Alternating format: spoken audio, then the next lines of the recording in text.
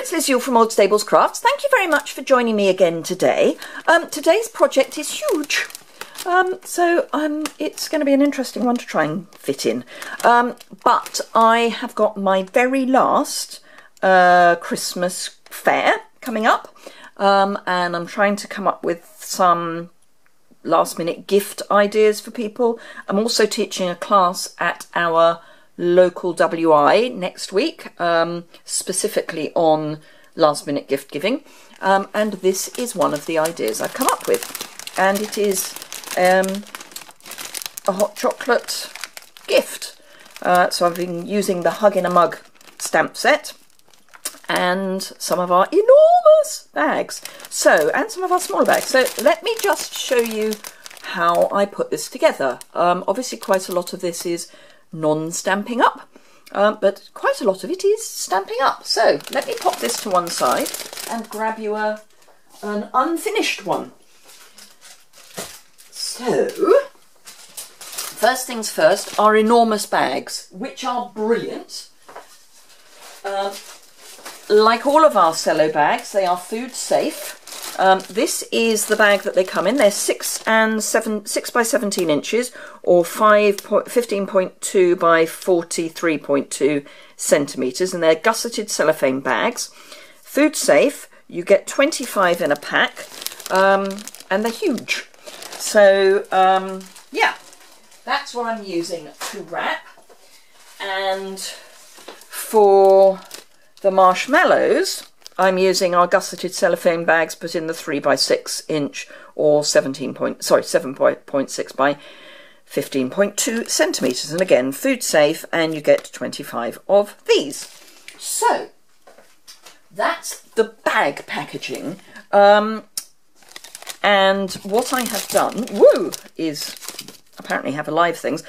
This is just a plain red mug from my local supermarket. It was not terribly expensive. It's not Christmas per se, but it's a nice bright colour. It's got a white inside, so it's got that sort of Christmas tinge. I've then got some instant hot chocolate. This is my wishful thinking, because those of you that know, I don't do chocolate. Ripples, because I thought that could be used as a sort of stirrer to get it even more chocolatey, and some of the mini marshmallows, which come in an enormous bag, and I've just decanted some of them using food safe gloves, and just put them in one of our little cello bags, tied it up with a piece of baker's twine, and that all sits nicely in a mug. Then I've taken a piece of tissue paper and scrunched it up. This time it's silver. I used gold for the original. And then this all just nestles in, nestles in amongst the tissue paper. So that's that. But let me show you, this is straight in the bottom, because at the moment it's not. Sorry about the rustling. Let me show you the rest of it. I'm going to start with the tag, because I need that to kind of dry, because we're going to use some blends on that.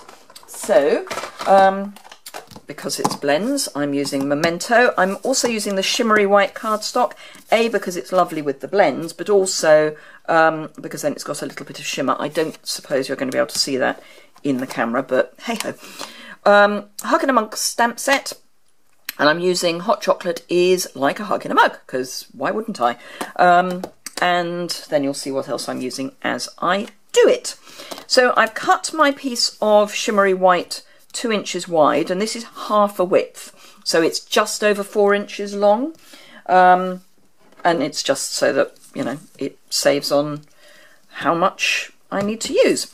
So I've already mounted up the hot chocolate is a hug, like a hug in a mug, and Memento, I give it a sort of squish round and then a tap, and then slightly up from the corner, because I am going to round the corners, just stamp that down and off. I will clean that momentarily. Then the mug, and I'm using this mug here, but obviously you could use this mug or a teacup, but but I'm using this mug because I think it's just a nice shape, and it's the nearest, the mug that I've got's not really this sort of square mug, so I wanted something that was slightly nearer the mug that I'm using. So that's that. Then I'm using the marshmallows, which are these, because our hot chocolate is going to have marshmallows. This is where having a camera in the way is not great. But there we go, so that's all right. And then I'm just going to pop in this, which is the nearest there is to a kind of chocolate flaky thing. And again, this is where having the camera is not brilliant. Let me see if I can get above things. Yay! Okay, so that's that.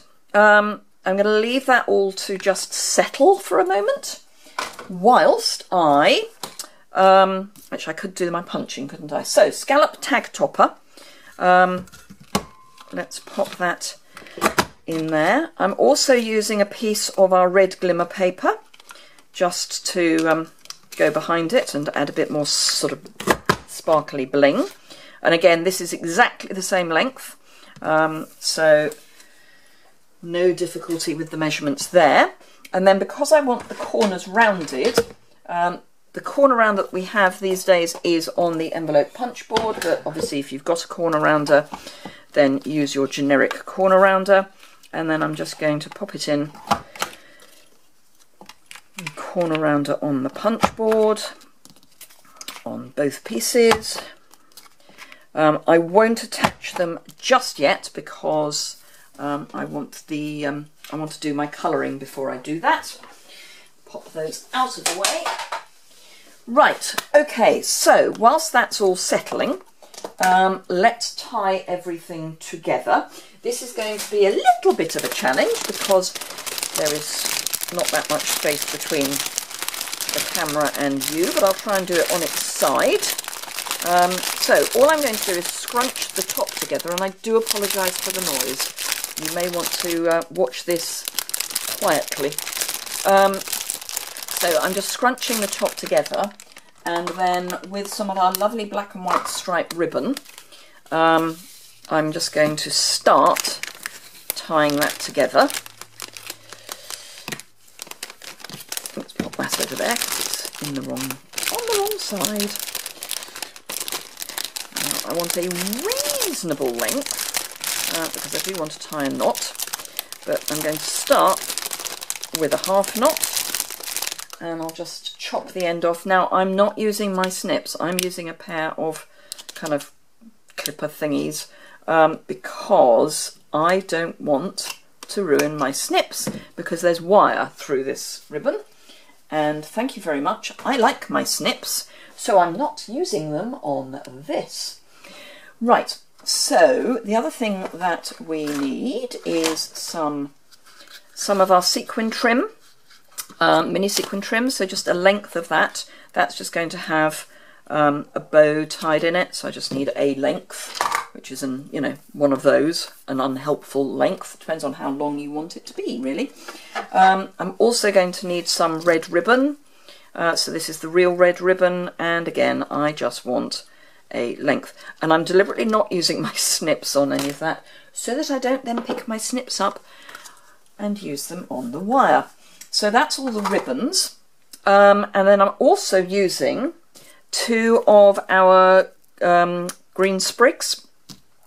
Now, these are quite fun to attach to anything. The glue dots kind of work enough to keep them in place, but I wouldn't use them to glue. But for what I need, they are sufficient because I'm actually going to trap them in the knot. So I just need something just to sort of hold them in place. Hot glue is probably your friend, but I'm not going to use hot glue on camera, thank you. So all I'm going to do here is just pop one and then the other, and as I say, the glue dot will keep them there long enough to tie everything. I'm then going to lay my sequin trim over, and tie the other bit of my knot, and then because I've got everything trapped in there, I can do a bit of a shuffle. That should be sufficient, bearing in mind this isn't going to be mucked about with, it's just for effect. That should be sufficient to, I'm giving those a reasonable tug. It should be sufficient to keep body and soul together. And then here, with this red sequin, I'm just tying a bow, and that's really just to add a bit more bling, because we like a bit of bling. So now you could, if you want, at this stage, add your tag into that whole piece, but I'm not, and part of the reason for that is so that as I'm potentially selling these, it means that someone can take the tag off in order to write it. But that's the sort of basic effect, and then I can come in with my my not best scissors and just trim the ends down so that they are the right sort of length. And that's that. So that's our basic bag. Okay, so let's pop that down again whilst I finish the tag, because now the tag should be at a place where we can finish it off. So I'm using 3 of our blends. I'm using the light cherry cobbler, the bronze, which is one of the singles, which is for skin tones, and the dark pink pirouette. So I'm going to start with my cherry cobbler. Now, if you have a precious surface, put something underneath, because this will bleed a little. This is wipe clean, and I can wipe it clean with alcohol, which will lift off anything that goes through. So what I'm going to do first with the pointy ends rather than the brush end is just outline my mug. Now obviously if your mug is a different colour, you can use a different colour, but I'm trying to keep everything in that red tone. And the light cherry cobbler is not a bad bright red for this.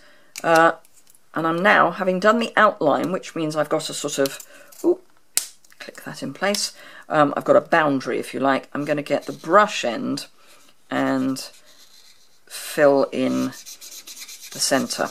And the reason I do that is because the brush end will let more ink out, which means there is more likelihood that it will bleed outside the line.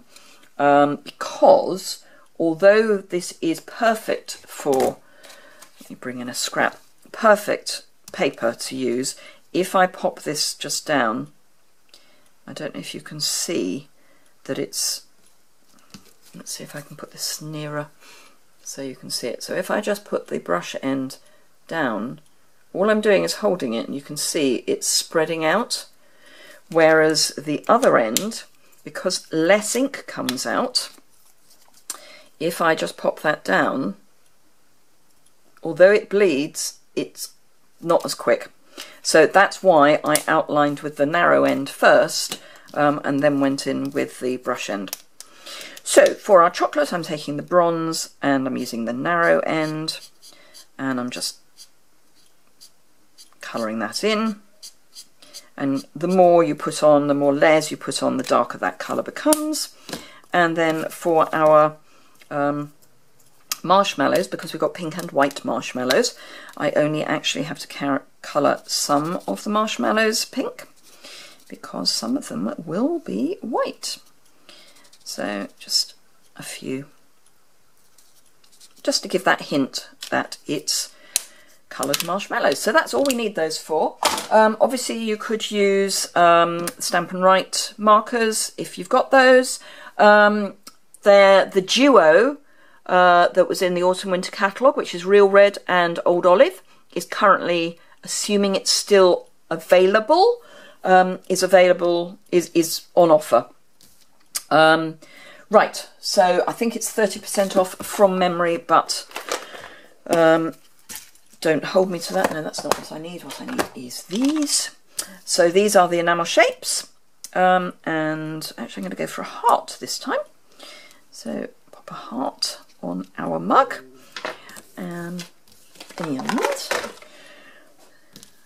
just, oh no, get your brain in, girl. Right, fast fuse. As you can see, this has bled, and this is why I'm backing it with the glitter card so that you can't see that that's bled. And I'm just going to run some fast fuse on the back of that, and pop it so that the top, let's get it the right way around, so that the top is lined up, and then just overlap so that there is some glitter coming through. And then you've got a decent back to write on. Probably need a permanent marker to write on it, but that's fine. Then bring back in our crunkly crinkly, and all I did was add it round the back of everything and just tie it in a knot at the top. Ooh. And because if I had fingers that would work, wouldn't it? That would be brilliant if my fingers would work. They've kind of given up. I don't think making over 1,000 cards in 2 days has done them any favours at all. Certainly not done my brain any favours, and I cannot count now. Trying to count all the cards that I made, for those of you who don't know what I'm talking about, I did a card challenge over the weekend. And counting, oh, for crying out loud.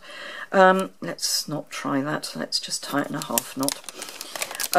Yes, counting over 1,000 cards. I waited until I got the count the same twice in a row and just accepted that that was what it was. And to wit, that was 1,090 cards, which I made in 2 days. So I am a little frazzled.